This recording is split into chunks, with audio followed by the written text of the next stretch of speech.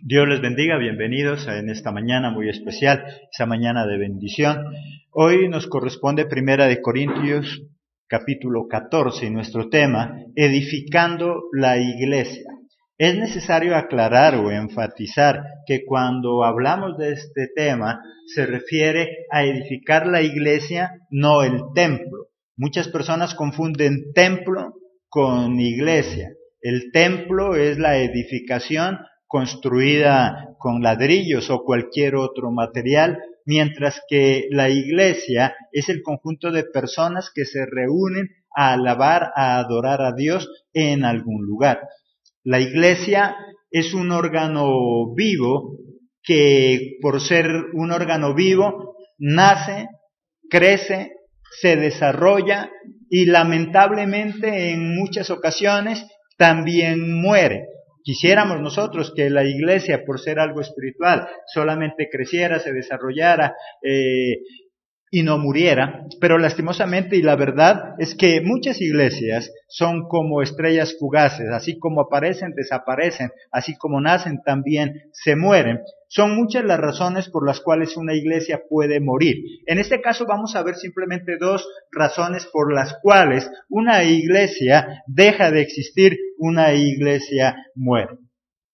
La iglesia, por ser un órgano vivo, debe cumplir con algunos requerimientos de buen funcionamiento para que se mantenga viva y sobre todo funcional, porque estamos hablando de un órgano vivo, de algo vivo, de una persona viva que es la iglesia. Por lo tanto, no solamente nos debemos preocupar por mantenerla viva, sino también funcional, al igual que una persona. Hay muchas personas que están en un estado de coma en algún hospital, en la UCI o en cualquier otro lugar, están vegetales y podríamos decir que están vivos, pero ¿qué es lo que no son? Funcionales. No funcionan para lo cual el cuerpo fue hecho, aunque están vivos. Y así mismo puede suceder con la iglesia. No se trata solamente de que la iglesia esté viva, se trata de que la iglesia también sea funcional. Y eso es lo que nosotros vamos a mirar. Dos puntos importantes, dos aspectos importantes que nos permiten tener una iglesia viva, tener una iglesia funcional. Es nuestro trabajo edificar entonces la iglesia. Vamos a mirar cómo trabajar en la edificación de la iglesia. A nosotros, los cristianos, no solamente nos corresponde solicitar un milagro, clamar, orar, pedir, exigir un milagro, sino que nosotros los cristianos deberíamos concientizarnos que tenemos un trabajo y es edificar la iglesia. Y por eso lo que nosotros entramos en un principio tratando. Es muy diferente hablar de iglesia y es muy diferente hablar de templo. Cuando hablamos de construir el templo, estamos hablando de ese lugar material, físico, hecho con ladrillo o cualquier otro material, pero cuando estamos hablando de la iglesia, estamos hablando del cuerpo de Dios, del cuerpo de Cristo, estamos hablando del conjunto de personas que se reúnen en algún lugar a adorar a Dios. Esa iglesia, como todo órgano vivo, nace, crece, se desarrolla, pero también, como dijimos, en algunos casos también se muere. ¿Qué hacer para que la iglesia entonces no se muera y sea funcional? No solo que viva, sino que sea funcional. De nada sirve una persona estar vegetativa en alguna cama de un hospital. Puede ser que esté viva porque respira, porque tiene signos vitales, pero no es funcional, puesto que está en un estado de casi muerto. ¿Cómo trabajar en la edificación de la iglesia? Dos puntos importantes. Primero, manteniendo una buena comunicación. Y no solamente la iglesia, no solamente el cuerpo de Cristo, sino tu hogar, tu empresa, la sociedad. Todo en el mundo lo logramos construir a través de una muy buena comunicación. Una buena comunicación consta de algunas cosas muy importantes que vamos a mirar también. Primero entonces, ¿qué es lo que mantiene viva? ¿Qué es lo que hace crecer una relación? ¿Qué es lo que hace crecer un matrimonio? ¿Qué es lo que hace crecer una amistad? Y en este caso, ¿qué es lo que hace crecer la iglesia? Tener una muy buena comunicación. Vamos a mirar 7 puntos importantes de la comunicación. ¿Cómo mantener una buena comunicación? A veces nosotros simplemente hablamos de comunicación y creemos que comunicarnos es simplemente hablar. Vamos a mirar 7 puntos importantes que constan una verdadera comunicación. Primero, esa comunicación debe ser entendible. De lo contrario, no es comunicación. Miremos ahí el versículo 2 y el versículo 8. Porque el que habla en lenguas no habla a los hombres, sino a Dios, pues nadie le entiende, aunque por el Espíritu habla misterios. En el 8, y si la trompeta diere sonido incierto, ¿quién se prepara para la guerra? Compara con una trompeta en el ejército, en el batallón. Ya sabemos muchos, y sobre todo los que han estado prestando el servicio o quienes son militares, que para anunciar ciertas actividades del batallón se utiliza la trompeta. Si hay que ir a desayunar, con la trompeta, si hay que ir a formar con la trompeta, si hay que ir a dormir con la trompeta, y obviamente si hay que ir a la guerra, también hay otro sonido de trompeta. Dice Pablo entonces, si esa trompeta no es lo suficientemente entendible, ¿qué pasaría en el batallón si suena la trompeta, pero no es muy entendible y salen corriendo a desayunar cuando lo que esa trompeta estaba anunciando era guerra? Entonces sería un caos, sería un problema. Dice que debería ser entendible y asimismo habla del construir, del edificar la iglesia. Dice que para edificar la iglesia lo que debemos es hablar claro el mensaje de Dios, comunicar el evangelio, que la gente entienda. La Biblia no fue hecha para confundir a nadie, la Biblia fue hecha para que las personas al entenderla, nuestra vida sea transformada, nuestra vida sea renovada, que nuestra vida sea mejor. Si nosotros no entendemos eso, lastimosamente no vamos a poder comprender también lo que Dios quiere para cada uno de nosotros. Por lo tanto, primero el mensaje, la comunicación, ¿cómo debe ser? Entendible. Puede ser que tú te comuniques muy bien con tu familia, pero tienes muchos problemas. Yo me pregunto, ¿no será que esos problemas que tú tienes en la comunicación con tu familia es que ellos no te logran entender?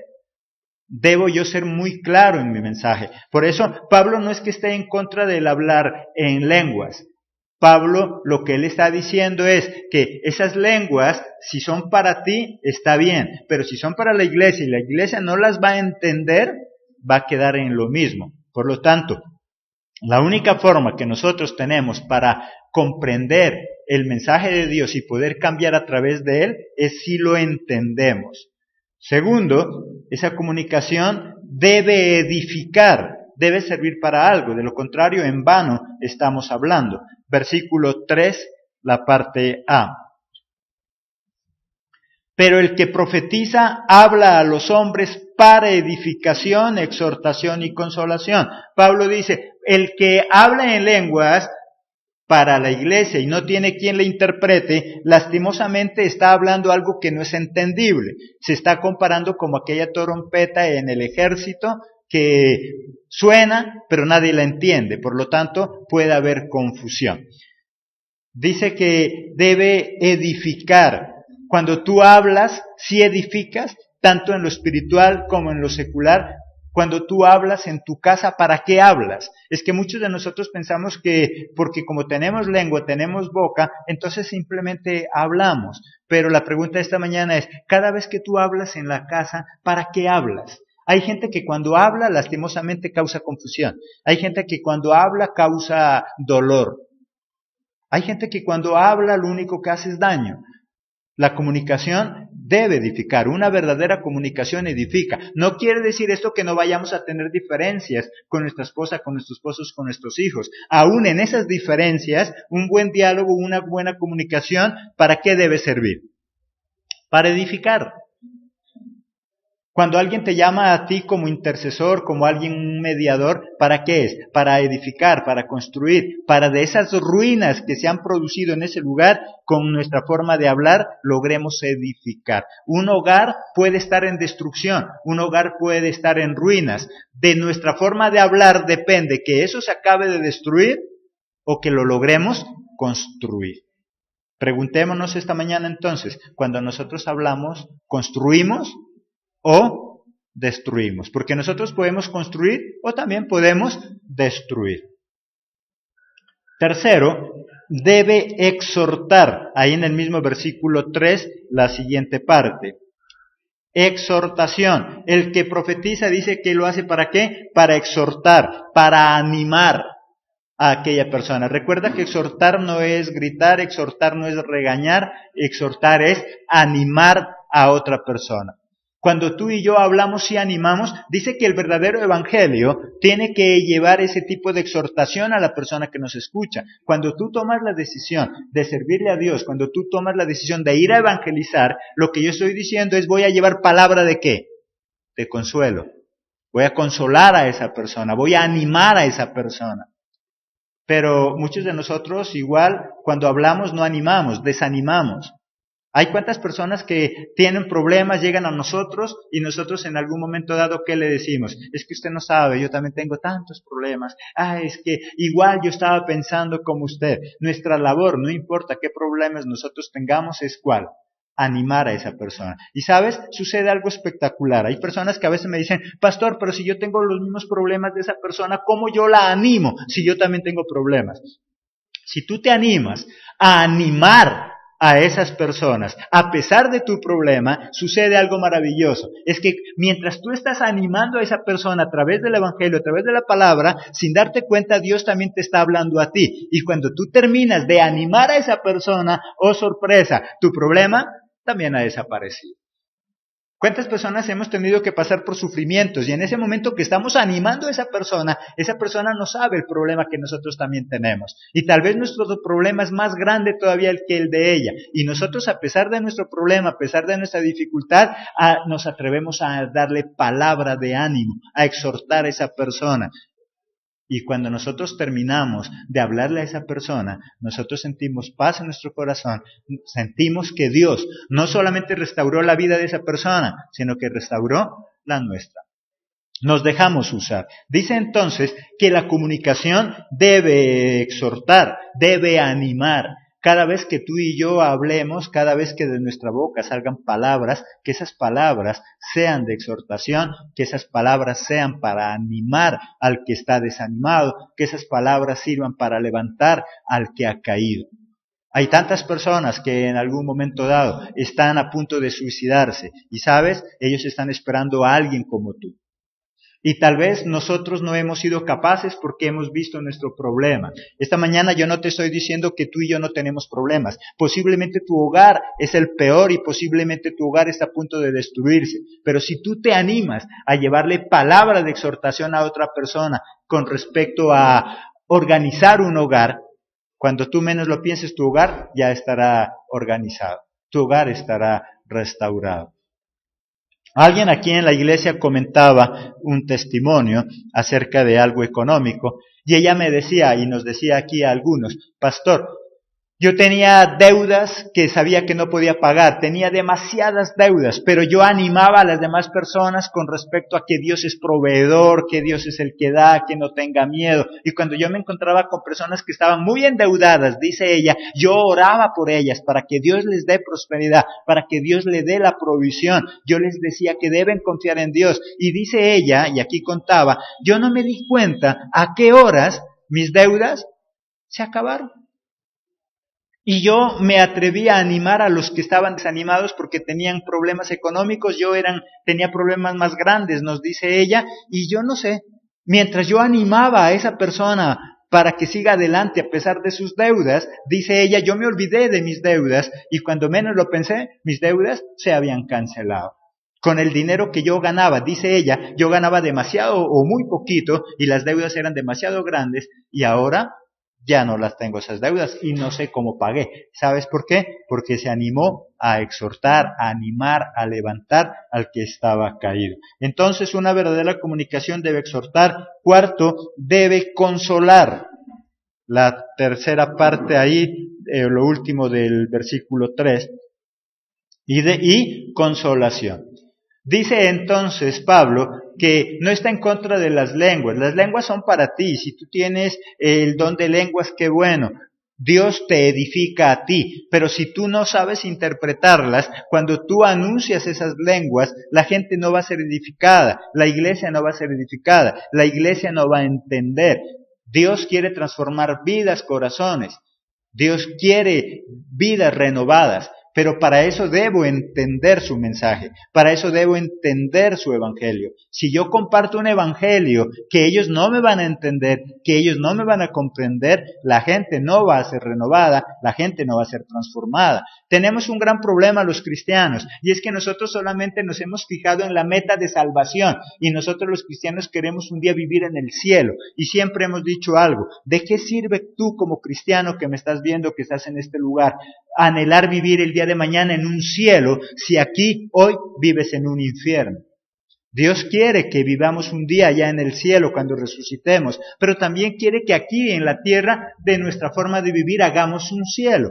Y la única forma que yo tengo para vivir en un cielo aquí en la tierra es si entiendo el evangelio de Dios, si entiendo la palabra de Dios.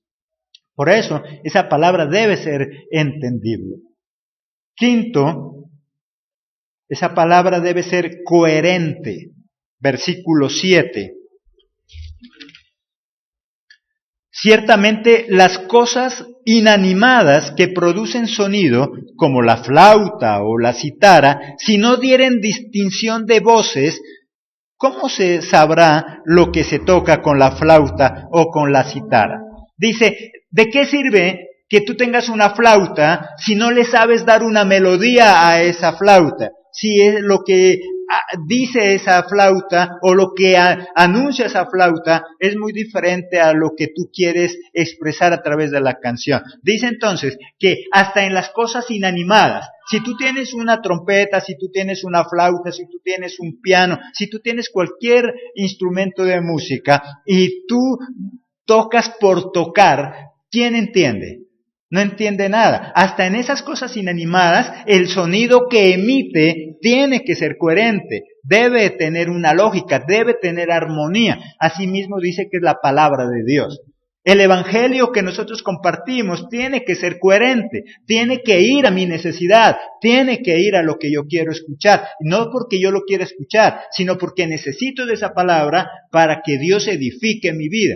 Pero si yo anuncio un evangelio que esas personas no me van a entender, entonces, ¿cómo se edifican?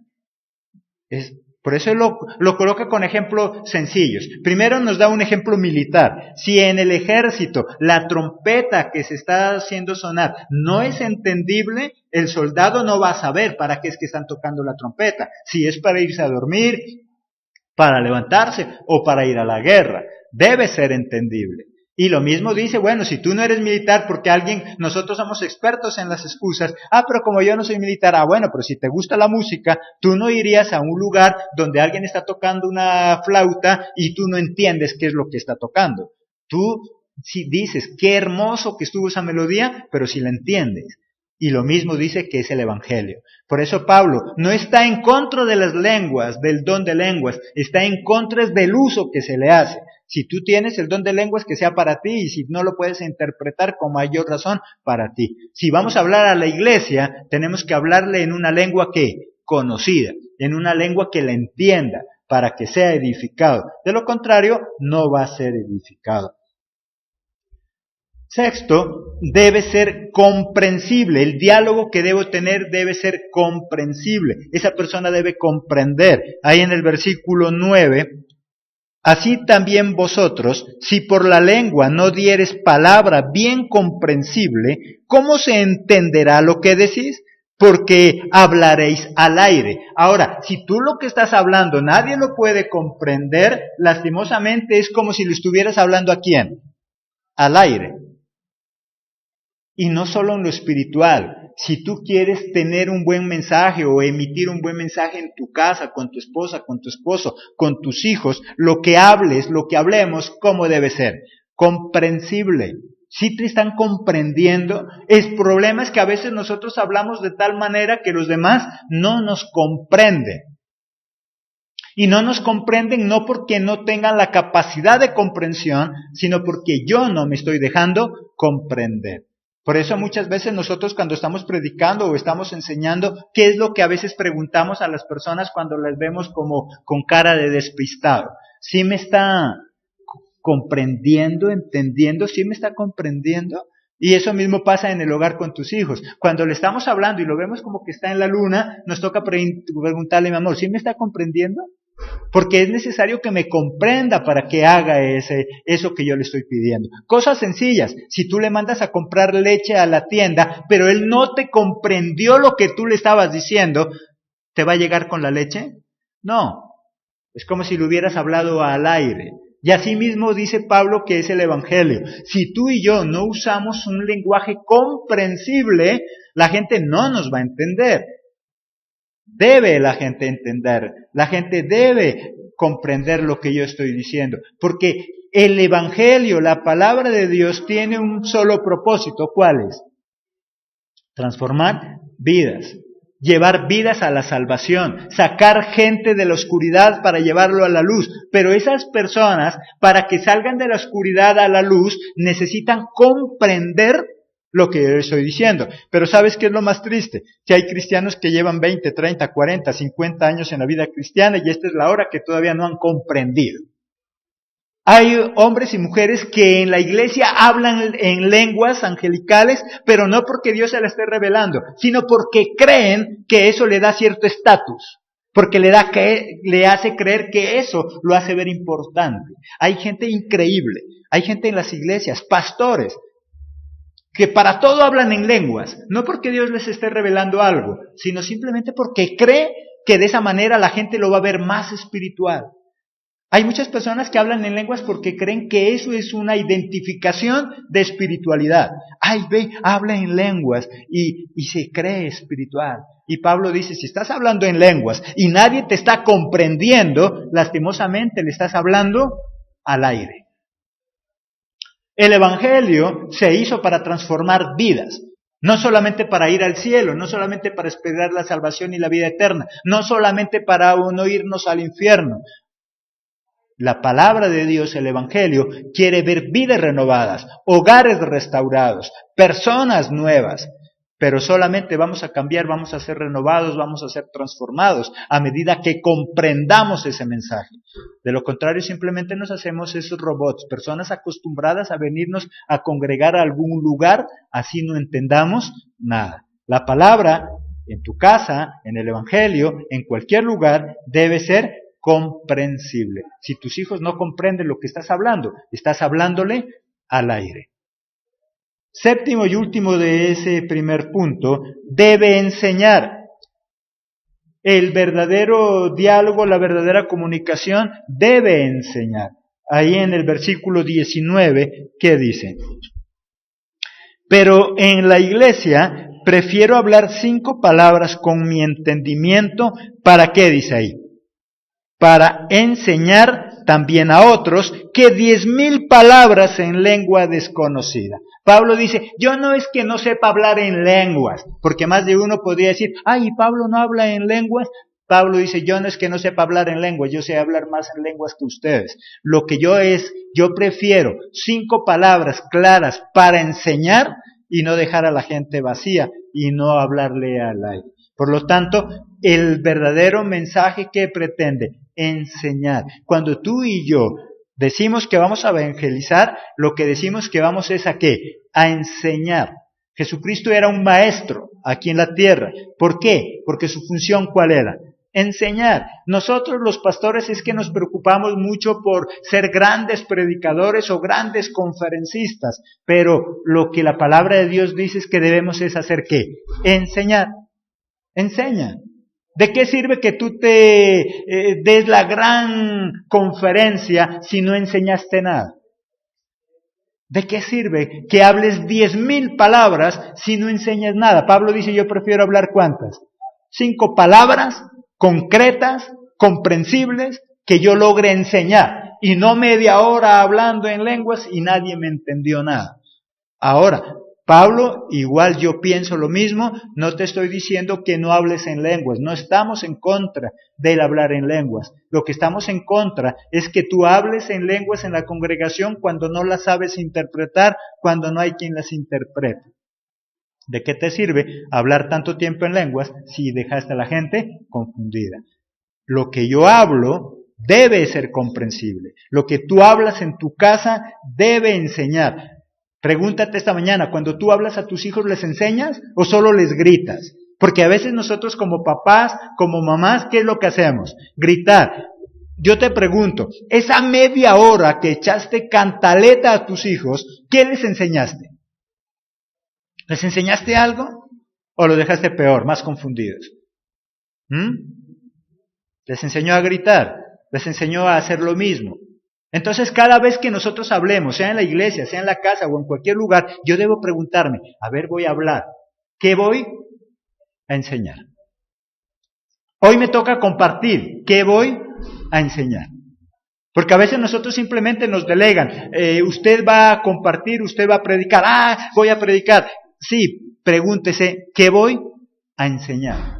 ¿Qué voy a enseñar esta mañana? ¿Qué voy a enseñar? Voy a hablar con mis hijos esta mañana en el almuerzo. Qué bueno. ¿Qué voy a enseñar? Y solamente de esa manera tenemos una buena comunicación. Segundo y último punto, teniendo una excelente forma de pensar. Porque si yo no pienso bien, tampoco hablo bien. Recuerda que nosotros hablamos de lo que pensamos. Ahí en el versículo 20, ¿qué nos dice? Hermanos, no seáis niños en el modo de, ¿qué dice ahí? De pensar. Sed niños en malicia, pero maduros en el modo de pensar. Mis hermanos, ¿qué es lo que él les llama? Y mira que les está hablando de hablar, de comunicar, de lenguas, y salta a eso. ¿Será que no tiene nada que ver? Claro que tiene que ver, por eso él habla. Hermanos, si quieren tener una buena forma de comunicación, ¿qué les dice? Piensen, no como niños. ¿No será que a ustedes les es difícil que alguien los entienda porque todavía piensan como niños? Si yo pienso como niño, ¿cómo hablo? Como niño. Hay personas de 20, 30, 40, 50 años que hablan como niño. Y no que hable en la forma de bebé. No que cambie su voz. No. Habla cosas de niño. Uno dice, ¿cómo es posible que esa persona con 30 años hable eso? No su forma de hablar, sino lo que dice. ¿Y sabes por qué esa persona con 30, con 40 años dice cosas de niño? Porque piensa como niño, porque no ha madurado. Por eso Pablo dice, hermanos, si quieren tener una buena comunicación, dejen de pensar como niños. Piensen como adultos y entonces serán adultos. Y para eso hay que cambiar de nuestra manera de pensar, una manera de pensar positiva. Miremos el último versículo ahí, Filipenses 4:8.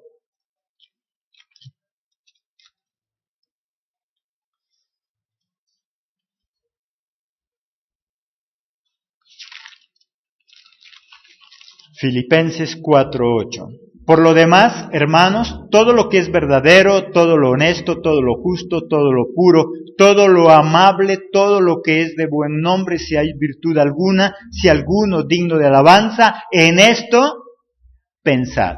Piensa en lo positivo, piensa en lo bueno, piensa en cosas hermosas, porque si yo pienso en cosas hermosas, ¿cómo va a ser mi forma de hablar?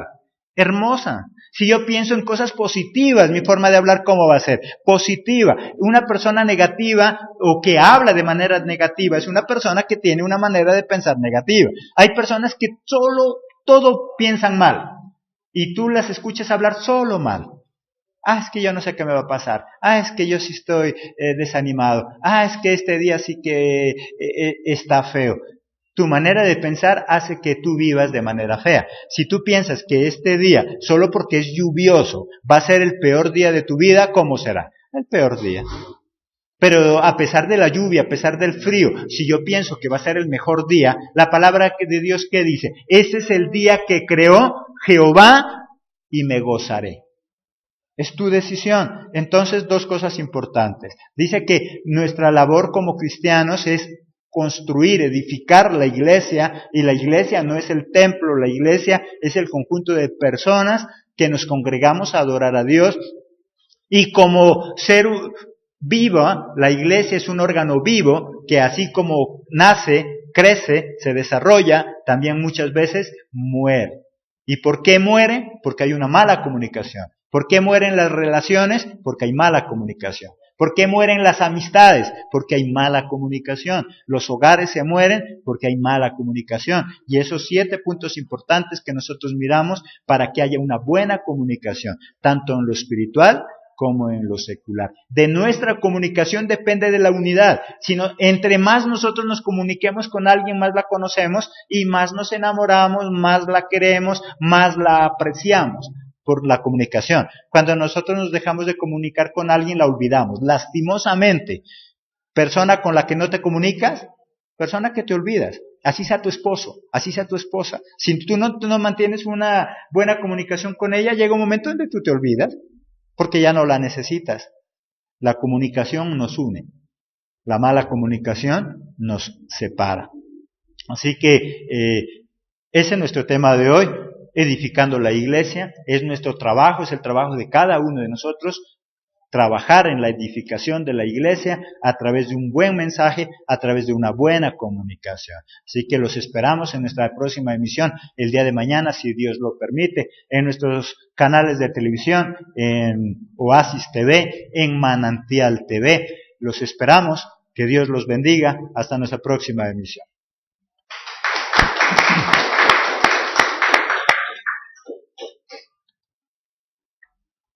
Cristianos, no solamente nos corresponde solicitar un milagro, clamar, orar, pedir, exigir un milagro, sino que nosotros los cristianos deberíamos concientizarnos que tenemos un trabajo y es edificar la iglesia. Y por eso lo que nosotros entramos en un principio tratando. Es muy diferente hablar de iglesia y es muy diferente hablar de templo. Cuando hablamos de construir el templo, estamos hablando de ese lugar material, físico, hecho con ladrillo o cualquier otro material, pero cuando estamos hablando de la iglesia, estamos hablando del cuerpo de Dios, del cuerpo de Cristo, estamos hablando del conjunto de personas que se reúnen en algún lugar a adorar a Dios. Esa iglesia, como todo órgano vivo, nace, crece, se desarrolla, pero también, como dijimos, en algunos casos también se muere. ¿Qué hacer para que la iglesia entonces no se muera y sea funcional? No solo que viva, sino que sea funcional. De nada sirve una persona estar vegetativa en alguna cama de un hospital. Puede ser que esté viva, porque respira, porque tiene signos vitales, pero no es funcional, puesto que está en un estado de casi muerto. ¿Cómo trabajar en la edificación de la iglesia? 2 puntos importantes. Primero, manteniendo una buena comunicación. Y no solamente la iglesia, no solamente el cuerpo de Cristo, sino tu hogar, tu empresa, la sociedad, todo en el mundo lo logramos construir a través de una muy buena comunicación. Una buena comunicación consta de algunas cosas muy importantes que vamos a mirar también. Primero entonces, ¿qué es lo que mantiene viva? ¿Qué es lo que hace crecer una? Y lamentablemente en muchas ocasiones también muere. Quisiéramos nosotros que la iglesia, por ser algo espiritual, solamente creciera, se desarrollara y no muriera, pero lastimosamente, y la verdad es que muchas iglesias son como estrellas fugaces, así como aparecen, desaparecen, así como nacen, también se mueren. Son muchas las razones por las cuales una iglesia puede morir. En este caso vamos a ver simplemente 2 razones por las cuales una iglesia deja de existir, una iglesia muere. La iglesia, por ser un órgano vivo, debe cumplir con algunos requerimientos de buen funcionamiento para que se mantenga viva y sobre todo funcional, porque estamos hablando de un órgano vivo, de algo vivo, de una persona viva que es la iglesia. Por lo tanto, no solamente... Dios les bendiga, bienvenidos en esta mañana muy especial, esta mañana de bendición. Hoy nos corresponde Primera de Corintios, capítulo 14, y nuestro tema, edificando la iglesia. Es necesario aclarar o enfatizar que cuando hablamos de este tema se refiere a edificar la iglesia, no el templo. Muchas personas confunden templo con iglesia. El templo es la edificación construida con ladrillos o cualquier otro material, mientras que la iglesia es el conjunto de personas que se reúnen a alabar, a adorar a Dios en algún lugar. La iglesia es un órgano vivo que, por ser un órgano vivo, nace, crece, se desarrolla.